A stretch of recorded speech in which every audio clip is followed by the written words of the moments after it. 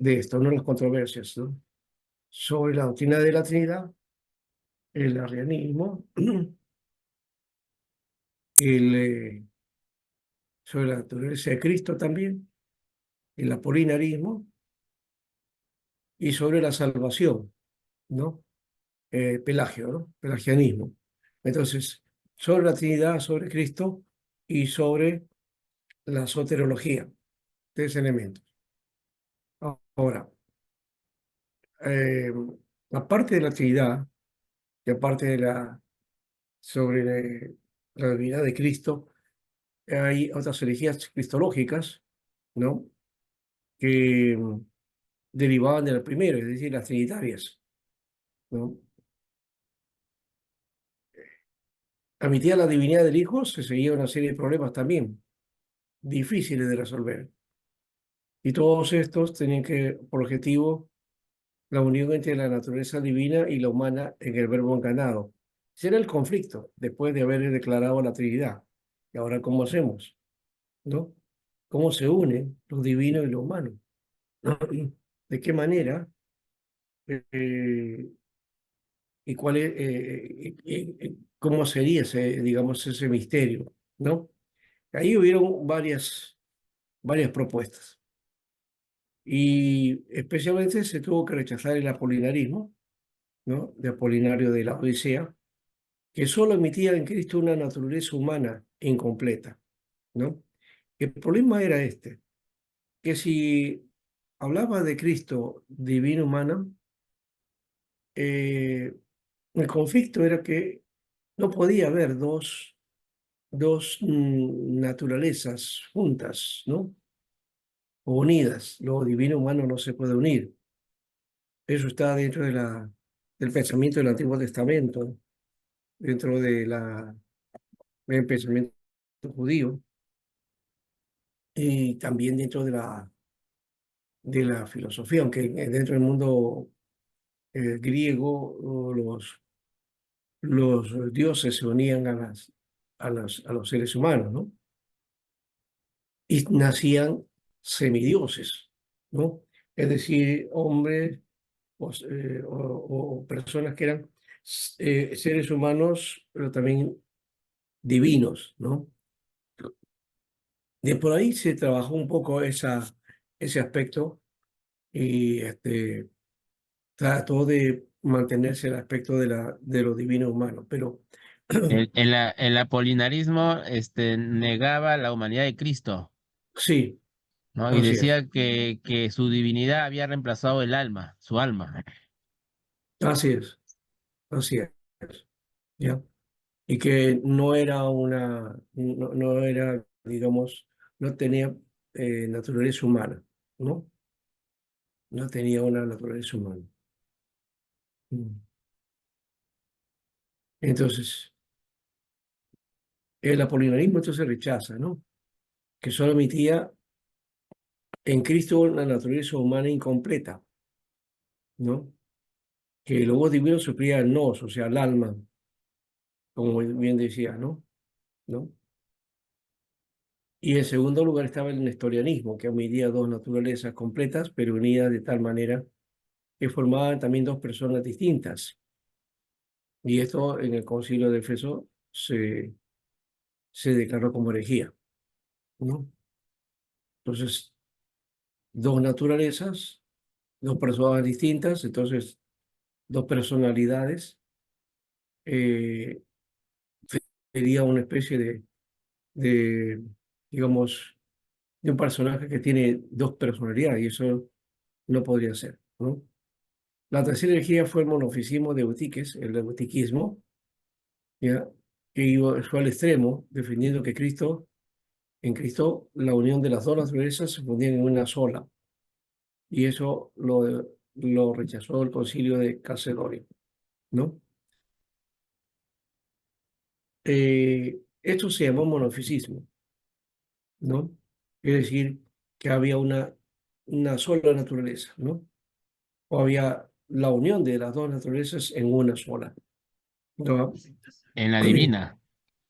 Eh, era divino humano, ¿no?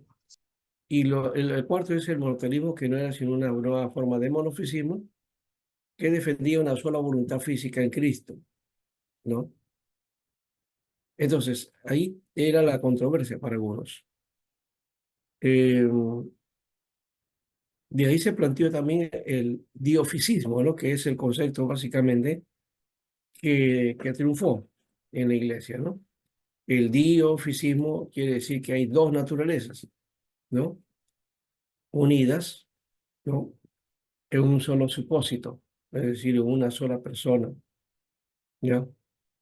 Y a esto se le une lo que se llama la homoousis, la homoousis, ¿no? La esencia de Dios unido, que se da en lo que se conoce como am, la unión hipostática, la unión hipostática, ¿no? Esa unión hipostática, ¿no? Está bien enlazado dentro del concilio, ¿no? Creo que Calcedonio me parece que es, vamos a verificar en este momento, ¿ya? Y este, había entonces una tendencia, no, unas diversas tendencias en la iglesia que no ponían en acuerdo. El asunto de este tipo de, digamos, de enseñanza o de este tipo de, de doctrina fue qué cosa y cuál era el peso dentro de los obispos, ¿no? Entonces, esto también viene a colación porque no todos los obispos tenían una misma posición, ¿no?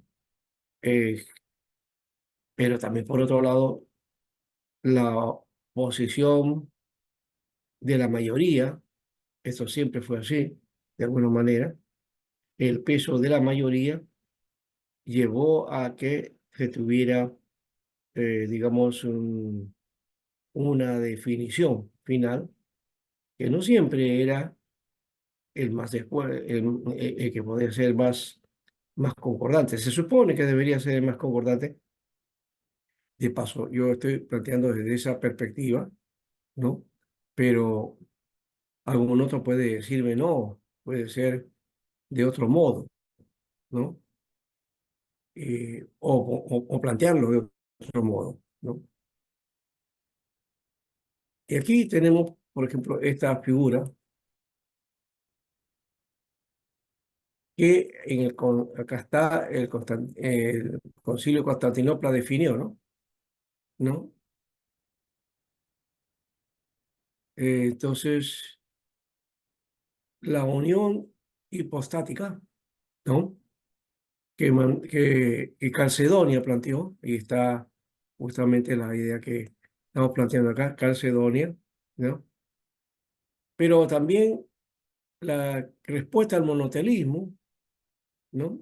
Que fue en el concilio de Constantinopla, ¿no? Y que está entonces presente en este cuadro, ¿no? Entonces Calcedonia responde con este aspecto, ¿no? La unión del verbo y la carne es la unión hipostática, ¿no? La unión hipostática. Lo de homoousis viene de Nicea, ¿no? Es la esencia divina, ¿no? Naturaleza divina en el verbo. Pero luego de que esto que responde a,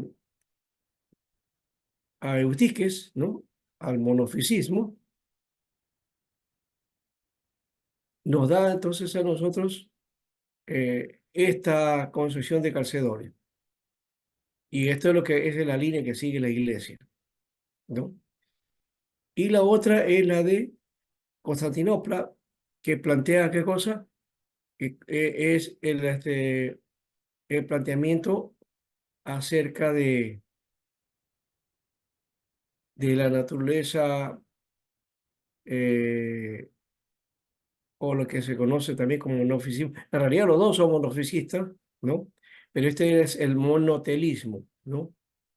Monotelismo, una sola voluntad. Monotelismo, una sola voluntad. Y esto se define acá. Entonces el monotelismo, se ataca al monotelismo y dice que no hay una sola voluntad, sino eso está fuera de dos naturalezas, ¿no? Pastor, disculpe, el monofisismo y el monoteísmo son diferentes. Son diferentes. Bueno, hay una diferencia, aunque es lo mismo, ¿no? El monotelismo es una forma de monofisismo, ¿ya? Porque los dos hablan de una sola naturaleza, de una sola naturaleza, ¿ya? Y, y Constantinopla habla de dos naturalezas. Calcedonia habla de la unión hipostática de esas dos naturalezas, ¿no? Ahora, como respuesta a esto, hubo también, bueno, a que se le declaró hereje también, Ion Filóponos, o Juan Filóponos, él planteaba que había una naturaleza encarnada, ¿no? Fuera de dos naturalezas. Una naturaleza encarnada fuera de dos naturalezas. Constantinopla hablaba de dos naturalezas y él decía, no, eran una naturaleza fuera de dos, una naturaleza encarnada fuera de dos naturalezas. Y él fue encargado, un obispo, que le encargaron eh, mediar en el conflicto, ¿no? Porque habían monoteístas o monofisitas, ¿no? ¿Ya? Y la tendencia de los diofisitas, así se le conoce a los que planteaban la propuesta de dos naturalezas, diofisitas. Claro, en la iglesia triunfó la concepción sobre el diofisismo, así como triunfó también el concepto de la Trinidad frente al unitarismo, ¿no? Entonces, eh, ya hemos dicho, a veces uno es la fuerza de la decisión, de los debates, las propuestas y al final también el voto de la elección de los obispos, ¿no? Eh, y la mayoría ganó, ¿no? Aunque eso a veces no se dice, simplemente dice se impuso lo otro por los debates, los trabajos y bueno, los argumentos que cada uno esgrimía y ponía y que posiblemente eso también llevaba a que los demás obispos entonces tomaran una decisión, ¿no? Y entonces los argumentos son importantes también, claro que sí, pero el peso de la mayoría también llevó a esto, ¿no? Seguro que entre los debates tuvieron que digamos, convencer a muchos, ¿no? Y a convencer con lógica, con argumentos de peso, con fundamentos adecuados, ¿no? Y por supuesto, aquí se usó mucha filosofía, ¿no? Muchas propuestas, con debates, estudios, análisis que llevaban a largos momentos, ¿no? De trabajo, hasta definir entonces cuál ha sido y cuál debe ser la propuesta, ¿no? Eh, si ellos hubieran tomado de otro modo, de repente la otra parte hubiera sido, y hoy día tenemos que pensar y hablar de la doctrina desde la otra perspectiva, ¿no? Por ejemplo, si no hubiera triunfado la posición trinitaria y hubiera eh, triunfado el unitarismo, hoy los testigos de Jehová fueran el referente dentro del mundo cristiano, ¿no? o si hubiera triunfado el monofisismo, ¿no? Entonces, no tenemos que explicar todo un misterio sobre el asunto de la línea hipostática, que es un concepto bastante difícil de entender, ¿no? No se puede entender esa unión o esa encarnación, ¿no? ¿No? Ese misterio de la encarnación, de lo divino humano, ¿no? Y aquí se trata de hacer, en este cuadro, este gráfico, se trata de graficar en alguna manera, porque ya hemos dicho, muy difícil de hacerlo con argumentos, ¿no? Pero ahí va, ¿no? Y Filópono fue justamente el que quiso mediar en este aspecto, ¿ya? Él era un hombre trinitario, ¿ya? Pero planteaba que no podía haber dos naturalezas, sino una sola, ¿ya? Una naturaleza encarnada, ¿ya? Y lastimosamente a él lo declararon también hereje, ¿no?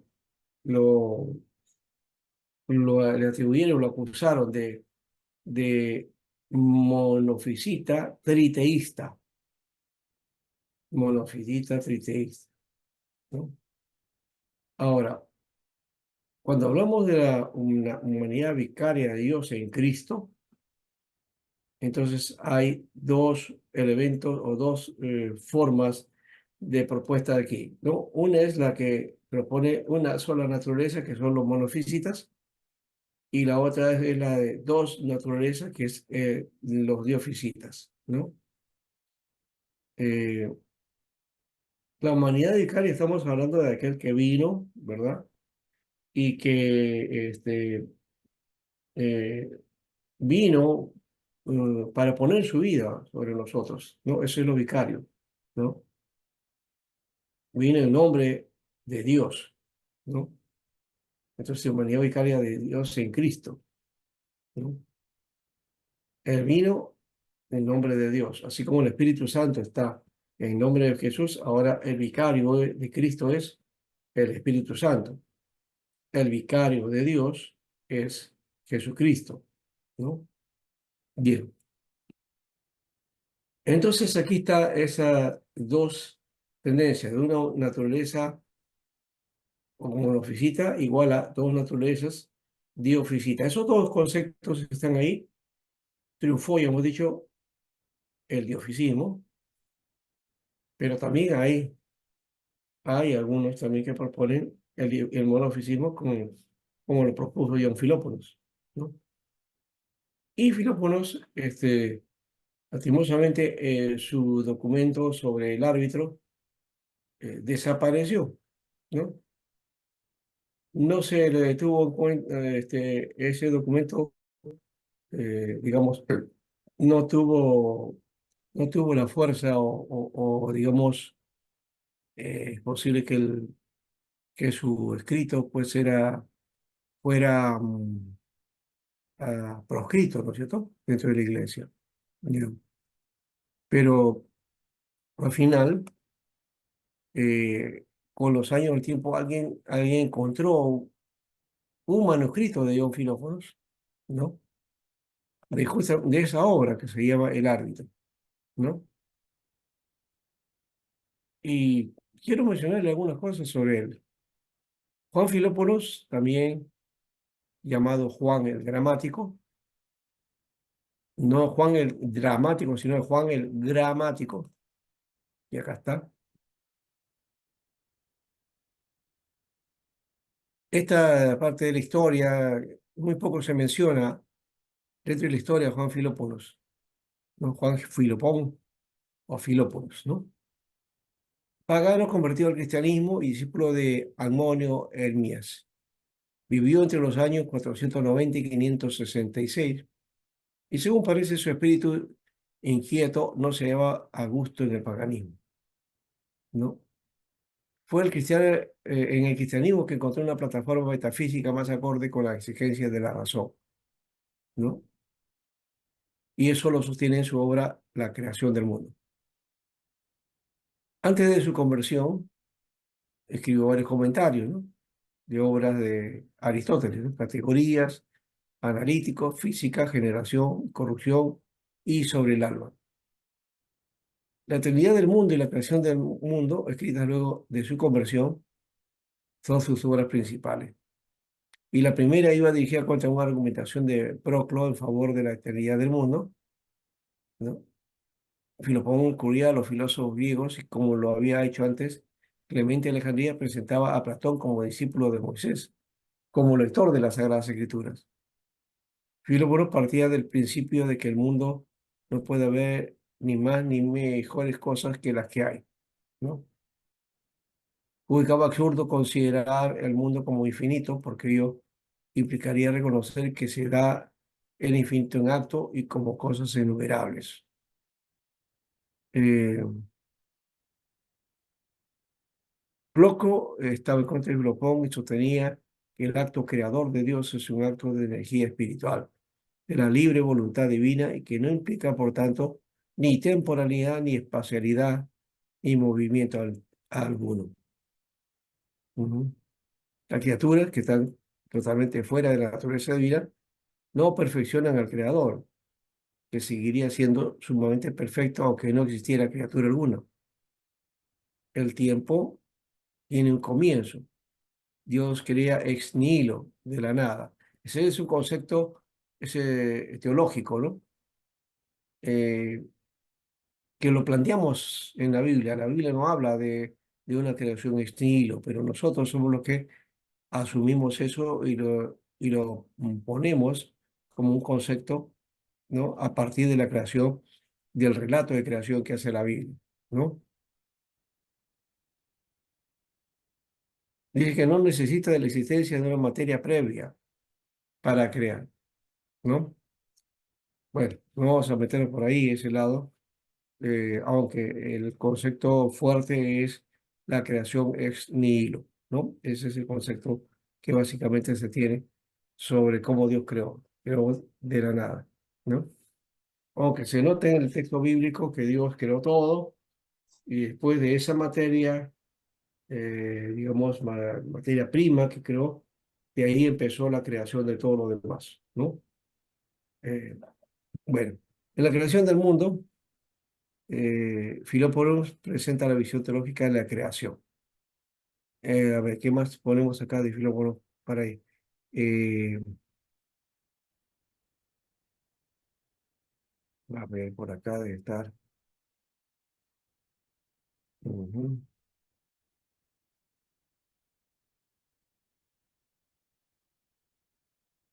ujú.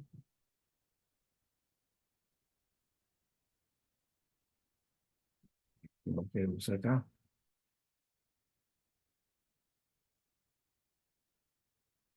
Bueno, también era un físico, ¿no? Matemático. Ujú. Que lo presenta como fundador del aristotelismo cristiano, ¿no? Aunque él criticó a Platón, también a Aristóteles. Ujú,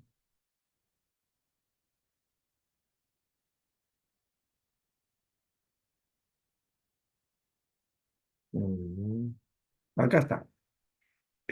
En teología, reflexionar sobre la Santísima Trinidad utilizando el concepto aristotélico de sustancia, terminó afirmando que si bien el Padre, el Hijo y el Espíritu tienen una naturaleza común, guardan con ella la misma relación que los individuos con su especie.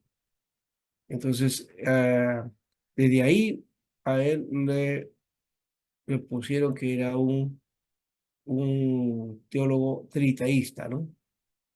Hablaba de un triteísmo, ¿no?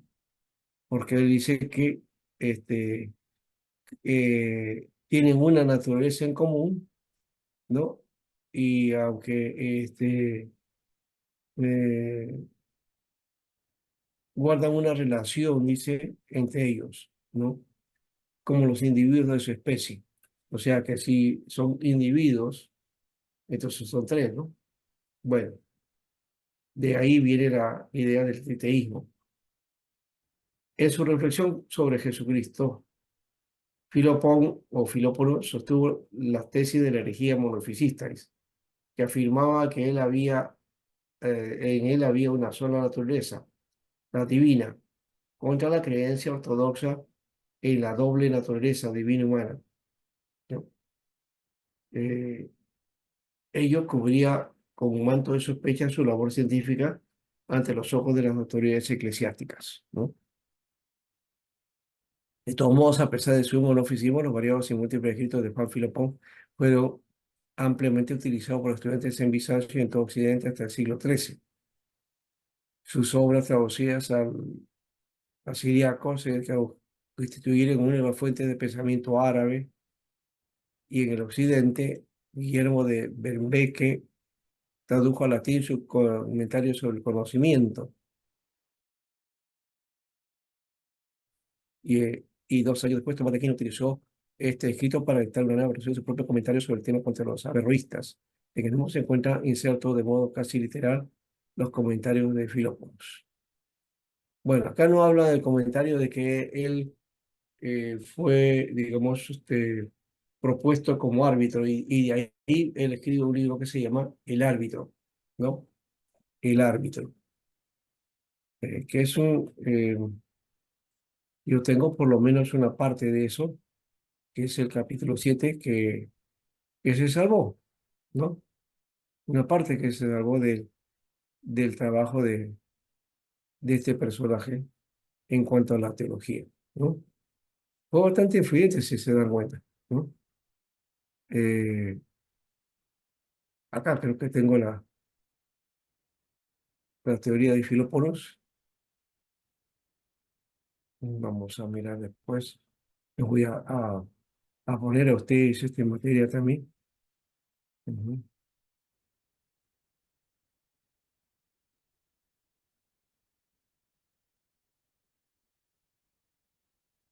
Y vamos a mirar también esa parte sobre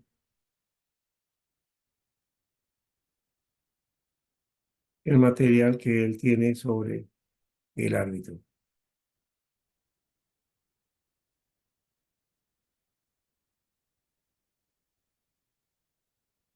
Un momentito y eso se lo entrego.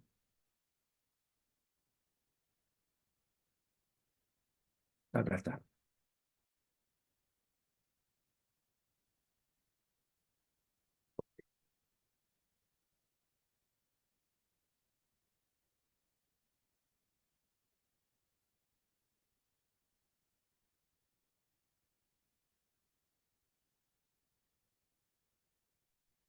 Aquí está.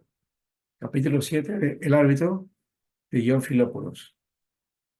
John Philopon o John Philopoulos. ¿Ve?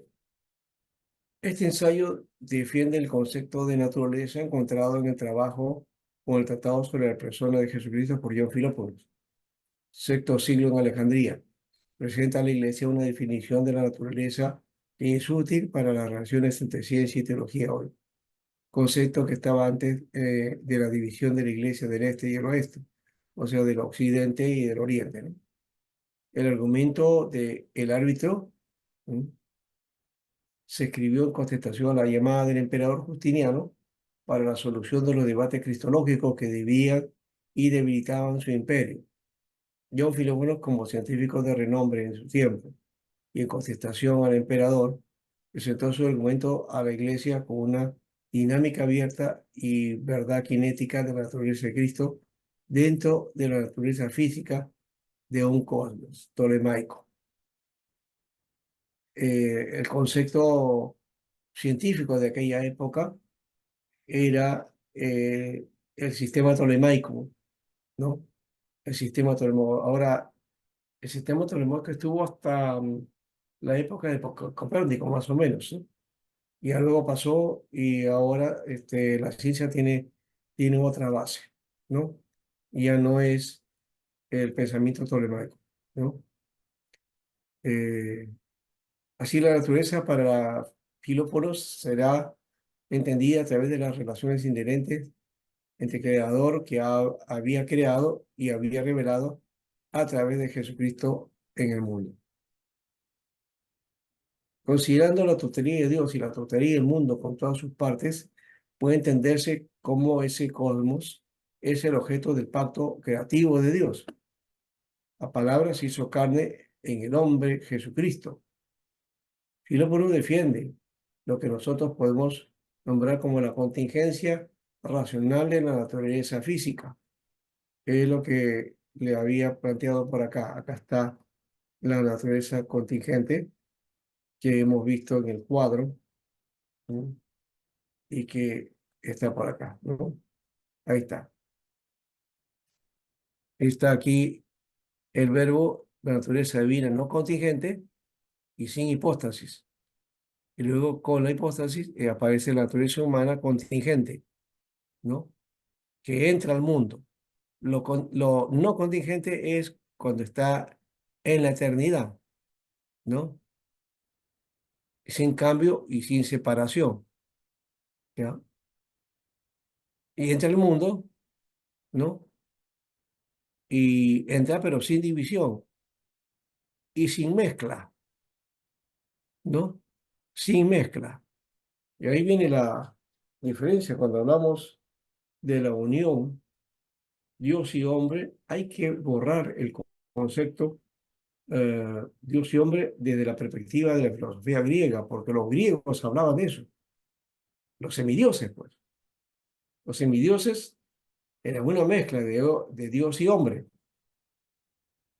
y Cristo no es una mezcla de Dios y hombre, no podría serlo, ¿eh?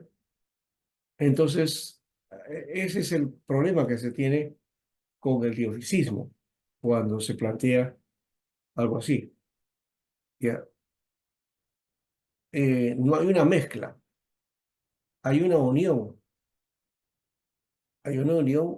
que se conoce como hipostática, ¿no? Una unión donde la esencia de Dios se mantiene y la esencia humana también se mantiene, ¿no? O en todo caso están unidas, ¿no? En una sola persona, ¿no? Lo divino y lo humano, ¿no? Porque en Jesús no hay dos personas. Ese es un problema también. Bueno, pero es lo que ha triunfado, ¿no? Hay dos personas en Jesucristo, lo divino y lo humano, ¿no? Y en teología se plantea esa perspectiva, ¿no? En fin, todavía es eso un misterio y también es un conflicto. Entonces, ser monofisita o difícil creo que no debería hacernos problema, ¿no? Pero vamos a ir ahora. ¿Qué más nos dice este señor Filóponos? ¿Mm? Y entonces, Filóponos dijo que toda la realidad creada del cosmos, ¿no? Todavía la realidad creada del cosmos, ser contingente, ¿no? Es incluida en el ser de no contingencia y con naturaleza propia de Dios. Dios está en lo no contingente. Lo contingente es la creación, la realidad del cosmos, ¿no? El mundo, pues, ¿no? Eso. Filópono defendió el porqué de la totalidad de la naturaleza particular de Cristo era experimentada y pensaba que solo existe como la naturaleza real de la interacción de Dios con su palabra en Cristo y en el mundo, ¿no? La palabra que toma humanidad y que es hombre, ¿no? La encarnación de la palabra y la revelación de la vida de Dios como Padre, Hijo y el Espíritu Santo tiene una naturaleza creada y la naturaleza creada de Dios como uno. Esta unidad no es igual que la unidad del cosmos, pero trajo a la tierra al ser divino. Pinápono pensó en la naturaleza divina y humana de la persona de Jesucristo, juntos de semejante manera que el hombre particular y el Hijo divino o palabra se unen propiamente como una realidad. Su argumento apareció en el occidente y parecía ser de un monofisita triteísta. Así su argumento fue un fracaso y Filópono pasó al olvido en los campos de la historia, la ciencia y la teología. Declarado anatema, o sea, hereje, en 680, pero la reciente investigación ha empezado a entender como un pensador original creativo cuyas contribuciones no deben ser ignoradas. ¿No? Muy bien, hasta ahí creo que podemos trabajar este aspecto y el por qué hemos mencionado a Filópono, ¿no? Porque hoy día se le está tomando en cuenta. Se dan cuenta que entonces, en alguna manera, los concilios también no apuntan a todo, o todo lo que dicen los concilios no es la última verdad, ¿no? Bien, a veces pueden haber errores o definiciones donde deciden y hay equivocación, ¿no? Esto significa que la encarnación era algo nuevo de la naturaleza del mundo, una novedad que requiere una conceptualización fresca de la importancia de su naturaleza. La singularidad de esta persona sería aprendida para que la revelación de Dios se entendiera de verdad con y para nosotros en el mundo. Probablemente fue el esfuerzo de Filóponos sostener una nueva dimensión en medio de los debates que lo llevó a la condenación como un monoteísta triteísta, ¿no? Bueno, entonces aquí está la presentación de este fragmento del capítulo 7 del árbitro, que es hecho por el doctor John McKenna, ¿no? Es un teólogo matemático también.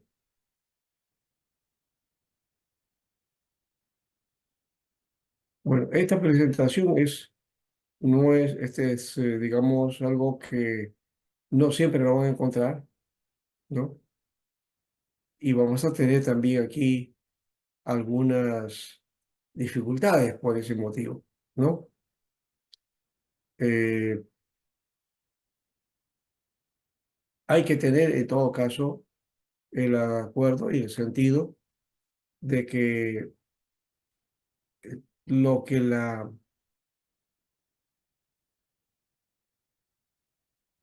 lo que la Iglesia en su concilio define, ¿no? Hay que hacerlos revisar en alguna manera también, ¿no? Se equivocaron con Montano, por ejemplo, que le han reconocido y le han levantado la herejía. A Filópono le han levantado la herejía. A Lutero le han levantado la herejía, ¿no? ¿A cuántos otros le han levantado la herejía? Entonces la iglesia se equivocó, ¿no? ¿No? Y se equivocó en muchas cosas también. Por ejemplo, la idea de que hoy día muchos defienden el concepto terraplanista. Espero que no haya ningún terraplanista aquí, ¿no? Y si lo hay, que se manifieste, no importa. Pero eso de la tierra plana, es un concepto que hoy día se está levantando muy fuertemente, ¿no? Y denotan eso para irse en contra de, de la concepción de un mundo circular, ¿no? Y sobre todo de que la Tierra se mueve y también tiene movimiento, tiene rotación y que es parte del sistema planetario y el Sol es el centro. Ese es el concepto que la ciencia ha alcanzado a comprender. Pero el terraplanismo dice no, que la Tierra es el centro de todo, ¿no? ¿No? Y se basan algunos en la Biblia, que la tierra es estado de los pies de Dios. Entonces, desde aquí, entonces Dios está dando el universo, ¿no? Y la tierra es plana, no es redonda, dice, ¿no? Y que no ha habido viajes al espacio, en fin, niega un montón de cosas ahí, ¿no? Eh, y ese concepto es de la Edad Media, venía de la iglesia hasta antes de Colón, ¿no? Por ejemplo, pensaban que cuando eh, se acababa la tierra ahí en Europa, lo último de la tierra, venía el mar, ¿no? Más grande que se llama Mediterráneo, ¿no? El mar Mediterráneo y el océano Atlántico después, ¿no? Bueno, ese océano Atlántico, de ahí se creía que había unos pocos metros o kilómetros y terminaba en una especie de abismo, ¿no?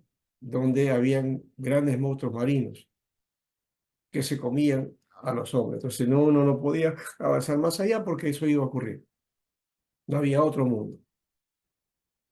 Eso es por concepto de la Tierra plana, pues, ¿no? Es una Tierra plana donde en los lados de la Tierra, entonces, hay abismo. Pero Colón encontró que no era así, ¿no? Y él dijo, voy a encontrar una nueva ruta para las Indias. En vez de irse para el oeste, se fue para el este, ¿no? Mm, No, perdón, al revés. En vez de irse al este, se fue al oeste, ¿no? O sea, al occidente. Y encontró una tierra que él creyó que era las Indias y murió creyendo que eran las Indias.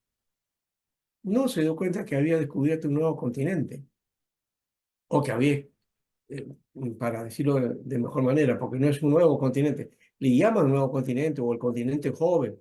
No es joven este continente donde vivimos. Tiene la mismo tiempo del continente europeo, ¿no? Solo que el proceso de vida desarrolló más en Europa que aquí. Ahora, entonces, él lo que descubrió fue, o encontró, ¿no?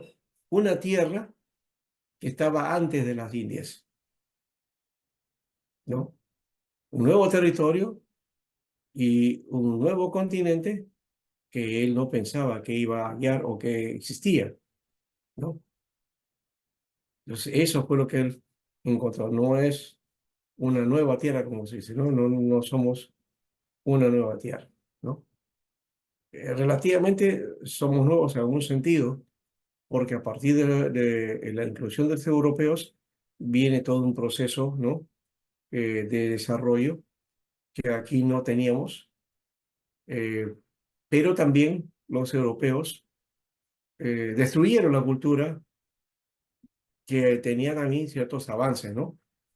Y grandes avances. Ahí están los mayas, están los aztecas, por ejemplo, y los incas, que no se pueden o no se quedan atrás, sobre todo en sus construcciones, ¿no? Que hasta ahora es un misterio de cómo han hecho esas construcciones y cómo el pegamento de esas piedras tan sólidas, tan unidas, sin los elementos que los europeos tenían en esa época, ¿no? En realidad teníamos una cultura grande y que posiblemente hubiera desarrollado mucho más sin necesidad de la presentación o del contacto con los europeos, ¿no? Lo que pasa es que el movimiento europeo fue uno por la escritura. Y estos territorios parece que la escritura no se había desarrollado del todo, o por lo menos como lo que conocemos ahora, ¿no? Que si eso se hubiera desarrollado, posiblemente estaríamos mucho más avanzados que los europeos y de repente no hubiera sucedido lo que sucedió, ¿no? Bueno, eso lo dejamos ahí, es un tema interesante, pero que nos queda a nosotros solamente como reflexión. Pero lo que estoy hablando es del asunto científico. Bueno, Colón descubrió un nuevo continente, pero él creyó que era como esas nuevas tierras o esas tierras que él no sabía que existían, ¿no? Pensó que eran las Indias. En su viaje, él demostró que la Tierra era redonda, no era plana. Y a partir de eso, entonces viene el concepto de una Tierra redonda, ¿no? Muy bien, entonces eso tuvo que cambiar. Pero la teología, la iglesia en la Edad Media, dominaba la ciencia y decían que la Tierra era el centro del universo. Y el Sol y la Luna y las estrellas y los demás planetas giran alrededor de la Tierra. Equivocación. porque así no fue. ¿Se dan cuenta? Entonces, hay ahí algunos elementos curiosos que tenemos que plantear. Bueno, dejo eso aparte y vamos a ir a lo otro. Ya entramos aquí en un repaso del credo de los apóstoles, ya lo hemos hablado, pero vamos a ir más bien a los credos y confesiones de las diferentes ramas, ¿no? Dejando, vamos a mirar acá algunos casos. A ver, en esta parte. Ya esto lo hemos planteado y el creo lo hemos visto, ¿no? Inclusive que, creo que he hecho una lectura acerca de esto, ¿ya? Credos y confesiones de las diferentes ramas de la Iglesia en el tiempo de la Reforma. Tipos doctrinales de la Iglesia Católica. Con el objeto de oponerse al progreso de la Reforma, el Papa Pablo VI, o perdón, Pablo III, Pablo VI. Pablo VI es un papa que lo recuerdo porque creo que yo estaba joven en esa época y él estaba por ahí. Bueno, Pablo III convocó el Gran Concilio Ecuménico en Trento, 1545 y 1563, ¿no? Esa es la fecha de Trento. Creo que hay que grabarlo. Yo siempre me olvido de la fecha de los numeritos estos, ¿no? 1545 a 1563. ¿Cuándo fue la reforma? ¿Cuándo se inició? ¿Se acuerdan? ¿Alguien se acuerda?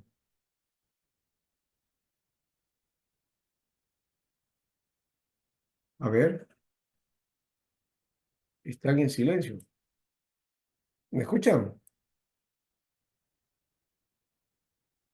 Sí, pastor, le escuchamos. Ya. Entonces, ¿cuándo empieza la reforma? ¿Cuándo se inicia, digamos así? ¿O cuál es el punto de partida de la reforma? La fecha. En la fecha no lo tengo, pero más o menos algo de 1500, pastor. Ujú. Ya. El día, por lo menos. El día, ¿no? ¿Tampoco? Que me acuerde. Bueno, eso sí es un pecado mortal, ¿no? Y es una herejía. Y es qué cosa, porque, porque si somos reformados, bueno, somos luteranos, pero de repente si fuéramos luteranos, ya eso sería terrible, ¿no? ¿No? Catastrófico. Pero algo por ahí también está el hecho de que como presbiterianos y reformados no sepamos cuál es la fecha. Memoria histórica, hermano, no se olviden. Memoria histórica. Y si ustedes van a ser pastores, algunos no sé si están ya en alguna obra, sí creo que están en alguna obra ya creciendo pastorado, ¿no? De alguna manera, ¿no? Guiado de repente por otro pastor o por otra iglesia, pero está haciendo una labor. Si es así, tiene que conocer el ABC. Y el ABC es conocer cuándo es el día de la reforma. A ver, ¿cuándo es el día de la reforma? En septiembre, si no me equivoco, pastor, el 30. Ya, ahí se está adivinando. Carlos, ¿sabes tú? Si te acuerdas, debes saber. Porque está callado. Quiere que lo digan los demás. Pastor, pero sí es en septiembre, ¿no es cierto? A ver, vamos a ver. Octubre, A ver, pastor. vamos a preguntarle, a ver, ¿dónde está nuestra hermana? Si está por acá. Porque no habla 31, mucho. 31 de octubre, creo. Pastor es en octubre, Y en octubre es pastor. ya. Ah, no está, nuestra hermana se nos fue. Leila se nos fue. Ya. Eh, lo han intentado y está bien, es el 31 y es el 31 de octubre. Tienen que memorizárselo, grabárselo, ya hacer lo suyo. 31 de octubre, día de la reforma. Me confundí con el día de la Biblia, pastor. No, el septiembre es mes de la Biblia. Mes de la No día Biblia. de la Biblia, sino mes de la Biblia. Mes de la Biblia, sí, pastor, me confundí. y el año, ahora el año. ¿No es el 1517, pastor? A ver, ¿quién habló? Henry. Henry, muy bien, Henry. Bueno, me hiciste esa dos preguntas, o sea que estabas en la duda. Ya, 1517, no se olviden. 31 de octubre de 1517. 31 de octubre de Más de 1500. Sí, 500 años. sí, ya tiene más de 500 años. Sí, ahora, eso, si ustedes no lo tienen presente, porque puede venir una pregunta, ¿no? Parece una O nos, pregunta inocente, insulsa, o un ABC. Es como si aprender a contar los números, ¿no? o nos pueden preguntar, pastor. Claro, le pueden preguntar, aunque no hay esa pregunta, por si acaso, ¿no? O sea, si para el examen de evangelista o para el examen para ordenación, puede venir esa pregunta, aunque ya se supone que ya lo conocemos, se supone que ya sabemos, por eso que la pregunta no viene, ¿no? Porque estamos suponiendo que sí saben, pero yo estoy encontrando que acá no saben, y eso sí es grave, ¿ah? Bueno, vamos a perdonarlo. Ahora sí, ya, pastor. Ya. Desde ahora entonces no se olviden. Y también 1500. díganselo a los que no están, porque han salido, ¿no? ¿Ya? Algunos veo que han venido acá y ahorita no estoy pasando lista, pero tengo la lista de asistencia, no la tengo. Entonces, no se le pidió tampoco al pastor, ¿ya? Pero algunos entran y luego salen, o no sé si es porque es el asunto de, La de la señal. conexión, la señal. Espero que sea eso, ¿no? O no solamente sea otra cosa de repente. Pero bueno, esperamos que sea así. Y eso ya lo dejamos a la conciencia de cada uno, ¿no? Porque tiene que ver delante de Dios. Ahora, Pastor, sí, entonces, no, usted estaba mencionando que no existe el día de la Biblia, sino el mes de la Biblia. así es, sí. No, sí hay el Día de la Biblia, en alguna manera creo que es el 26 de septiembre, que se hace recordación. Ahora, ahí creo que hay dos eventos que hay en septiembre, ¿no? Uno de ellos es el de Casiodoro de Reina, que publica en 1569, ¿no? Su versión de la Biblia del Oso, que es la base de la Reina Valera, ¿no? Y lo otro es que en ese mismo mes también, este, Jerónimo de Estridón, ¿no? Publica su versión de la Vulgata, ¿no? Es decir, de la Biblia en latín, la Vulgata.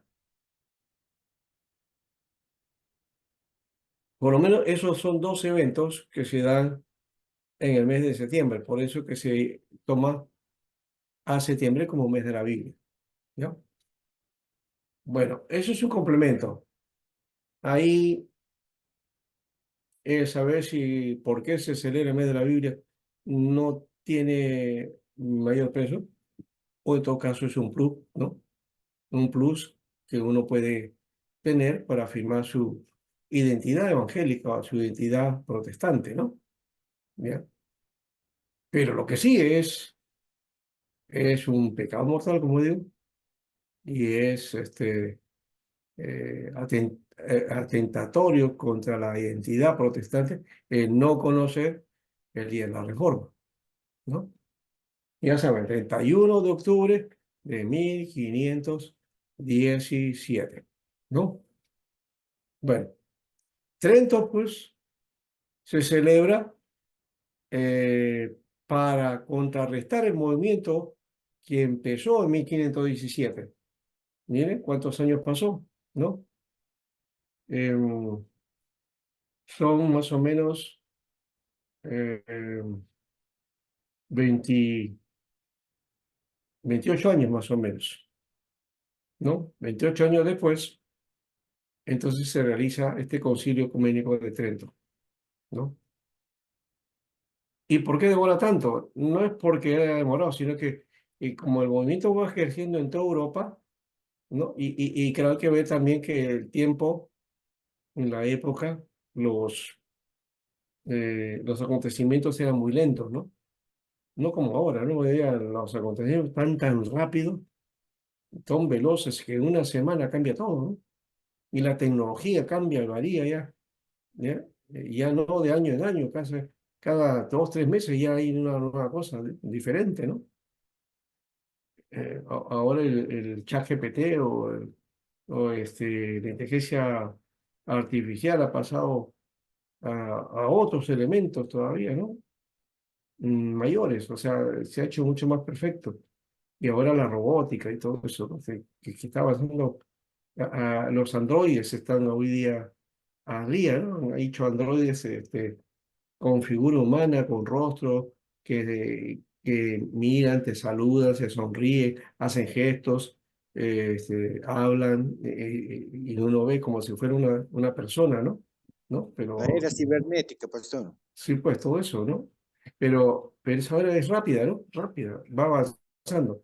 Bueno, en la época del siglo XVI no era tan así, o sea, los cambios y el progreso era lento, ¿no? Y a eso se debe también porque después de 28 años hay una respuesta a este movimiento que en 28 años ya había poblado casi toda Europa, ¿no? Y había sido efectivo y le estaba haciendo trastabillar a la Iglesia Católica, ¿no? Por eso se hizo este concilio. Bueno, las liberaciones de este concilio, llamadas cánones y decretos del Concilio de Trento, forman la más alta autoridad doctrinal reconocida por esta Iglesia. Dichos cánones explican los decretos y distribuyen la materia de los puntos principales y condenan lo que la doctrina protestante se opone a ellos, ¿no? Declara al protestantismo como herejía. El catolicismo romano, que explica y recomienda los cánones del Concilio de Trento, se preparó y fue promulgado por la autoridad del Papa Pío IV en 1556. Papa Paulo III es que lo convoca y lo termina el Papa Pío IV, ¿no? La confesión de fe tridentina se impuso sobre todo los sacerdotes y candidatos de la Iglesia romana y a los conversos de otras iglesias. En adición a esto, algunas bulas papales y varios escritos privados han sido elevados a la categoría de tipo de fe verdadera por la autoridad de los papas, ¿no? Por ejemplo, el Catecismo de Belarmino de 1603 y la bula Unigenitus de Clemente XI en 1511, ¿no? En 1711. La teología enseñada en todos estos modelos papales es la arminiana. Miren, curioso ese concepto arminiano, no tiene un concepto calvinista.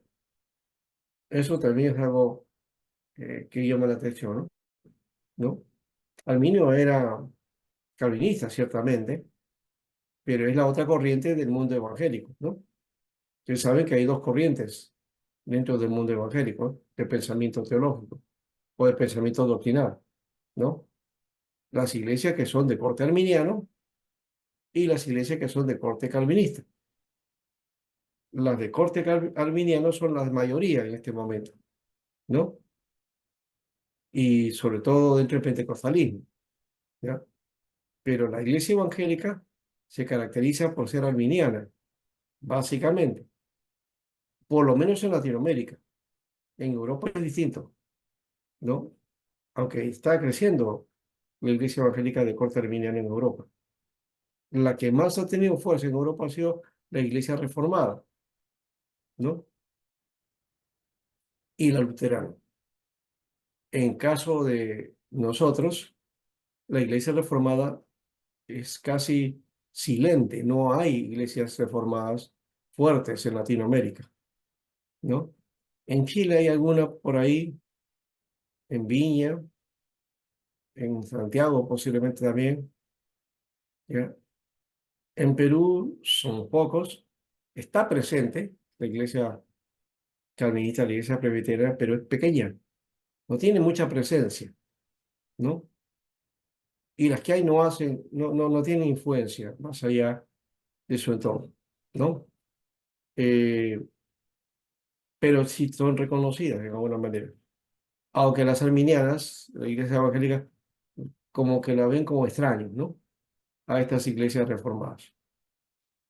En México sí tenemos iglesias reformadas muy fuertes.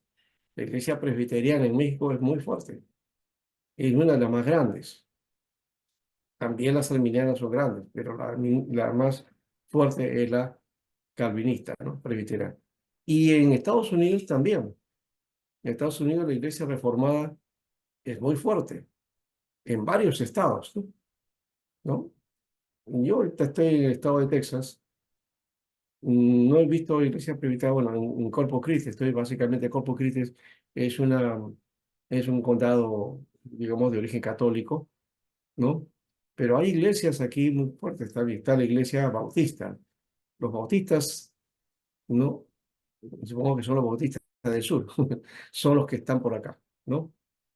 Y está cerca de aquí a unos, bueno, a varias horas de aquí, está El Paso, Texas, que es la parte de límite con México, ¿no? Y El Paso es de, digamos, de práctica bautista. Ahí está la Casa Bautista de Publicaciones, ¿no? Ahí está Mundo Hispano, ¿no? Que, digamos, producía sus libros desde ese lugar a todo el mundo. No sé si han cerrado, me parece, por ahí, no sé. Entonces, lo reformado entonces no es muy fuerte. Ahora, lo que sí es cierto es que parece que hay ya una tendencia a que nuestros movimientos evangélicos, ¿no? Especialmente carismáticos, pentecostales, como que ya han entrado en crisis, ¿no? Y la gente está volviendo a la teología, está volviendo a la búsqueda de la enseñanza y la doctrina. Y entonces por ahí las iglesias presbiterianas y reformadas están teniendo su fuerza. Yo conozco a mucha gente ya que ha salido del pentecostalismo, ¿no? Y se ha ido al mundo de la reforma, ¿no? No uno, sino varios, ¿no? Uno de ellos es el que les presenté a ustedes, ¿no? El otro día, Edgar Escobar, ¿no? Él era pentecostal, pero ahora es reformado, ¿no? Y hay un hermano en primer año, creo, Jorge, que también ha pasado por esa situación. Y creo que también entre los alumnos tenemos varios que han estado dentro del mundo pentecostal y ahora han asumido el mundo no reformado, ¿no? Bueno, y he pasado también por esos lados, ¿no? Por el pentecostalismo y también ahora como pastor dentro del mundo reformado, ¿no? Bueno, ahí estamos. Pastor, Sí, sí. ¿y la iglesia peruana y la iglesia Alianza, de qué corte son ellos, pastor? La iglesia evangélica peruana también es calvinista, ¿ya? Y la alianza es de teología calvinista, pero de corte arminiano, ¿no? Por lo menos acá en Perú, ¿no? Y sobre todo ha asumido la postura evangélica tradicional, ¿no? Esa es la postura que tiene. Tiene prácticamente la, la forma de las iglesias evangélicas conservadoras, ¿no? Y ultraconservadoras, ¿no? Eso apenas, ¿no? La alianza dejó el sistema, digamos, el sistema eh, del, de los ancianos, ya no hay ancianos en las iglesias, ¿ya? Y por lo tanto tampoco hay consistorio, ¿no? El sistema de gobierno de ancianos ya no hay, no existe en la alianza, ¿ya?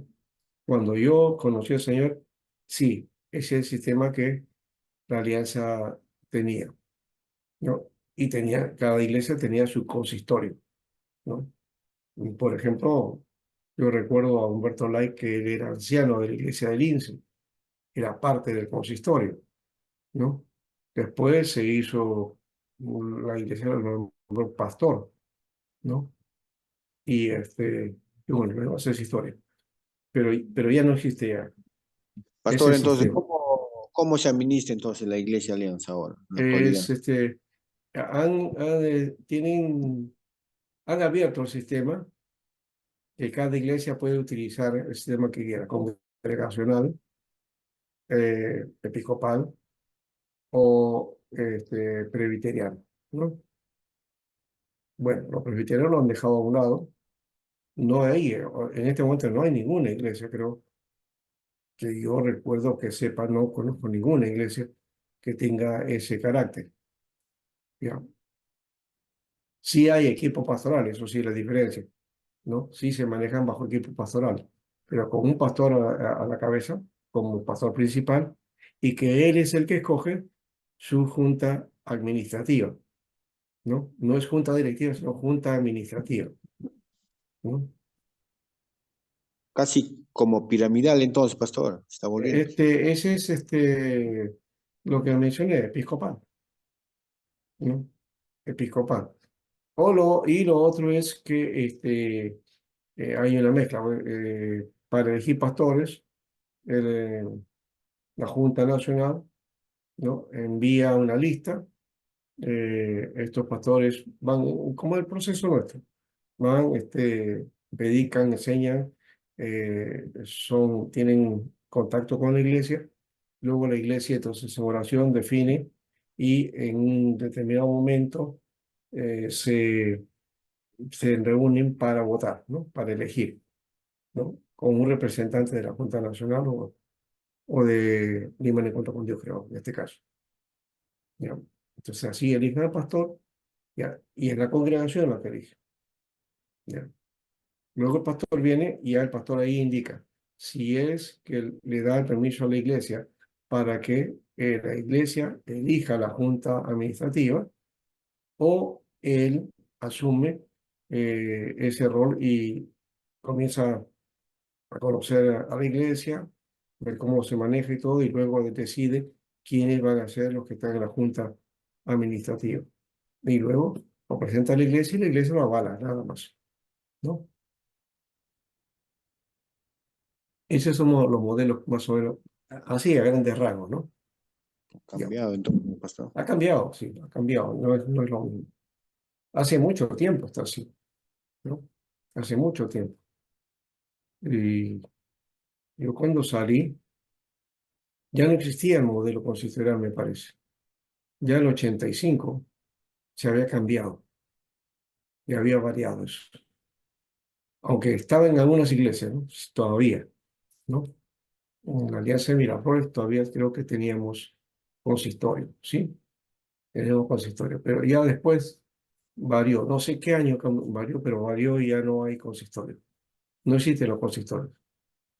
Bueno, para ir terminando esta parte, tipos doctrinales de la Iglesia Católica griega o de la ortodoxia griega, ¿no?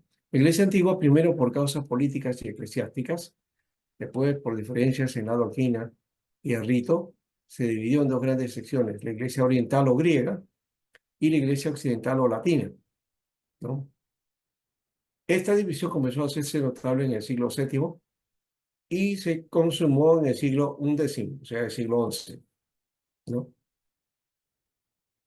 Exactamente fue en 1500, no, en 1054, ¿ya? 1054, siglo XI. La iglesia griega se extiende por Grecia, abarca la mayor parte del imperio turco, o sea, Turquía, lo que ahora es Turquía, y la gran masa de habitantes civilizados de Rusia, ¿no? Rusia, Turquía, Grecia son los centros de la iglesia ortodoxa. Pero también está Egipto, ¿no? También está parte de Asia. Por ejemplo, en Jerusalén, la iglesia griega es la que está presente en acuerdo con la iglesia católica, son los que tienen la administración de los lugares santos, ¿no? La iglesia griega se le da el título de ortodoxa.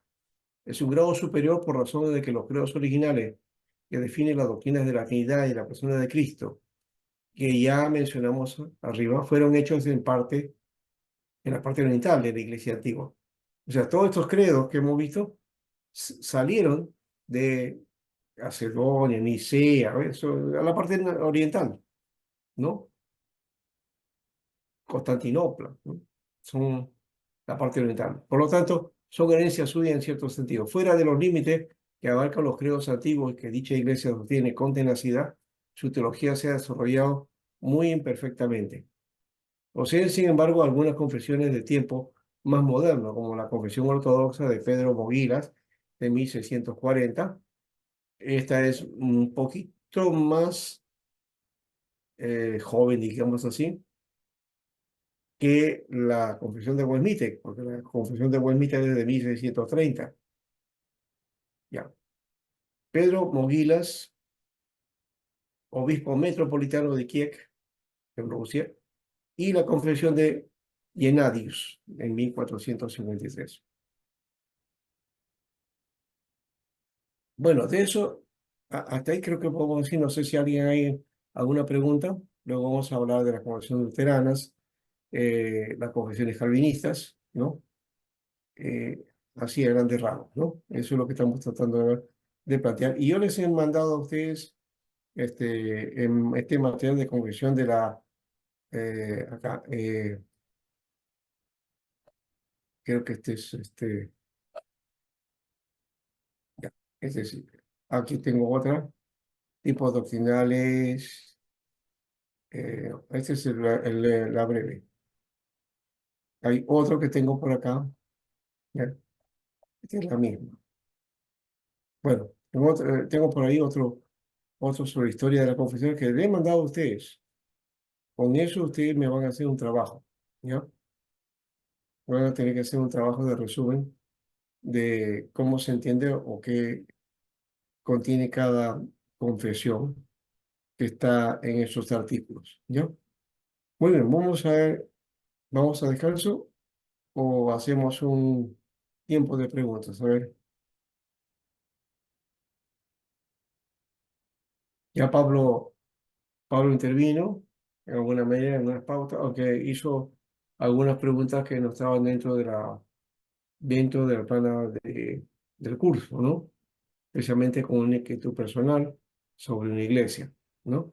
Pero ahora, Pastor, sí, sí, y bueno, yo no, por motivos de trabajo, no pude entrar a la clase pasada y visto que están hablando, estaba usted haciendo un comentario sobre las herejías. sí, Pastor, y sí, los claro. montanistas, ¿qué sostenían?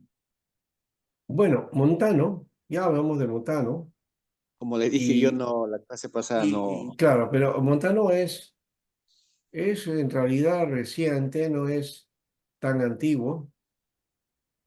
eh, Es decir, él no está dentro de lo que vendría a ser los concilios, aunque por ahí entra, ¿no? Montano está por, a ver, siglo II o III más o menos, tercero, cuarto siglo, por ahí está. Tercero creo que está, más seguro, o sea, por 200 y tanto. Montano eh, fue primero, algunos plantean que fue un gnóstico, ¿no? O místico, ¿ya? Y él proponía que el fin del mundo estaba cerca y que Dios le hablaba a él, o sea, que él lo que venía era por el Espíritu de Dios, ¿no? Y se manifestaba desde esa perspectiva, o sea, tenía sus tendencias muy místicas y experiencias de corte sobrenatural. Entonces, era una especie de pentecostal de la época, ¿no?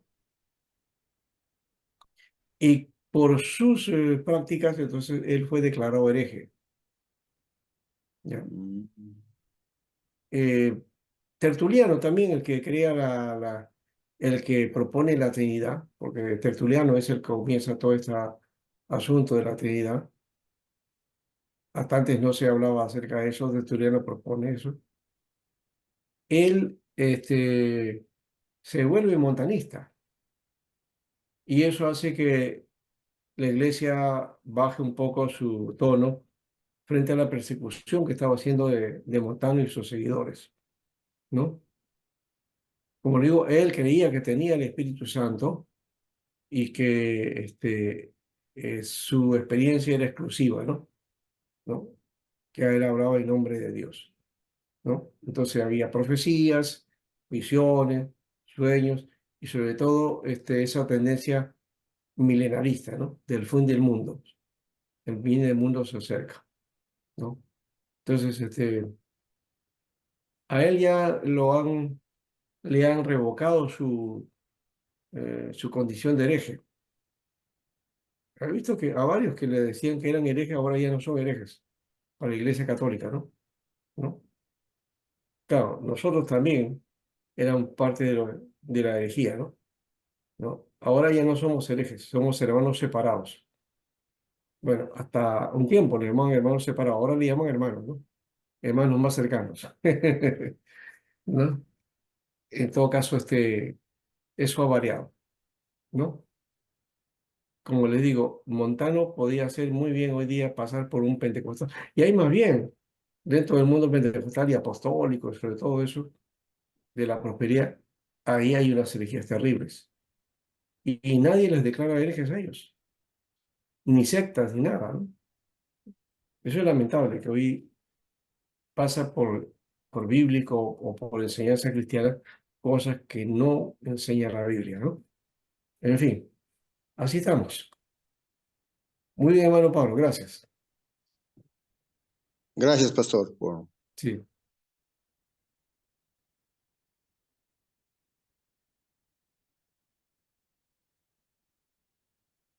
¿Alguien más?